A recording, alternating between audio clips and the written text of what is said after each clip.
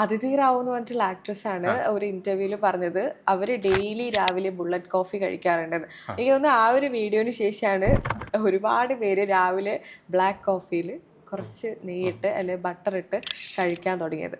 അത് ഭയങ്കര നല്ലതാണ് എന്നുള്ള രീതിയിൽ ഡോക്ടർ ഇപ്പോൾ പറഞ്ഞു ഫാറ്റി ലിവർ ഉള്ളവർ അത് കൺട്രോൾ ചെയ്യണമെന്ന്.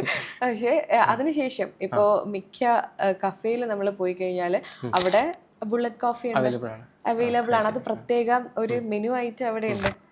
അല്ല അത് ഇപ്പോൾ അതിഥി റാവു എന്താ ചെയ്യുന്നതെന്ന് വെച്ചാൽ അതിഥി റാവു ഉള്ളത് ഭയങ്കര ലോ കാർബോഹൈഡ്രേറ്റ് ഡയറ്റിലാണ്, അല്ലെങ്കിൽ കീറ്റോ ഡയറ്റിലാണ്. അപ്പോൾ കീറ്റോ ഡയറ്റിലുള്ള ആൾക്കാരാണ് ഇത് കഴിക്കുക. എന്ന് വെച്ചാൽ അവർ കാർബോഹൈഡ്രേറ്റ് 0, കാർബോഹൈഡ്രേറ്റ് കഴിക്കുന്നില്ല.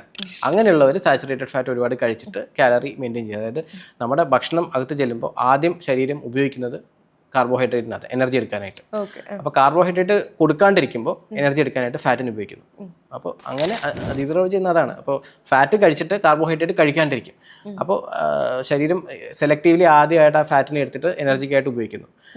നമ്മൾ ചെയ്യുമ്പോൾ എന്താണെന്ന് വെച്ചാൽ നമ്മൾ ബാക്കിയുള്ള ഇതേപോലെ കാർബോഹൈഡ്രേറ്റ് കഴിച്ചാൽ അതിൻ്റെ മുകളിലാണ് ഇത് കഴിക്കുന്നത്. അത് പാടില്ല. അതിൻ്റെ മുകളിൽ കഴിക്കുമ്പോൾ എന്താ പറ്റുന്ന കാർബോഹൈഡ്രേറ്റും ശരീരം എനർജി എടുക്കുന്നു, സാച്ചുറേറ്റ് ഫാറ്റിനെ ഫാറ്റായിട്ട് പോയി സ്റ്റോർ ചെയ്യുന്നു ലിവറിനകത്ത്. അത് നേരെ പോകുന്ന ലിവറിനകത്തൊക്കെയാണ്. അപ്പോൾ ഇതെല്ലാം ഈ പറഞ്ഞ പോലെ ലിമിറ്റിനകത്തുണ്ട്. കീറ്റോ ഡയറ്റ് എടുക്കുന്നവർക്ക് ഇത് നല്ലതാണ്. അതെ, കീറ്റോ ഡയറ്റ് നല്ലതെന്ന് ഞാൻ പറയില്ല. കാരണം കീറ്റോ ഡയറ്റ് ഫോളോ ചെയ്യാൻ ഭയങ്കര ബുദ്ധിമുട്ടാണ്. ഒന്നാമത് നമുക്ക് അതൊരു റെസ്ട്രിക്ഷൻ ആയിട്ട് തോന്നാം. ഡയബറ്റിക് പേഷ്യൻസ് ആണ് കീറ്റോ അത് ഫോളോ ചെയ്യാൻ പറ്റുമെങ്കിൽ നല്ലതാണ്. പക്ഷെ മിക്ക ആൾക്കാർക്ക് ഫോളോ ചെയ്യാൻ പറ്റാറില്ല. അത് 2 ദിവസം കഴിച്ചിട്ട് പിന്നെ അവർ അത് തെറ്റിച്ച് ചീറ്റ് ഡയറ്റിലേക്ക് പോകുന്നു. പിന്നെ അവർക്ക് അതിലും കൂടുതൽ പ്രശ്നം ഉണ്ടാവും. അപ്പോൾ അത് ഫോളോ ചെയ്യുന്നവർക്ക് പ്രശ്നം ഉണ്ടോ എന്ന് ചോദിച്ചാൽ എനിക്കറിയില്ല. പക്ഷെ അത് ഫോളോ ചെയ്യാൻ ഒരു 90% ആൾക്കാർക്കും പറ്റില്ല.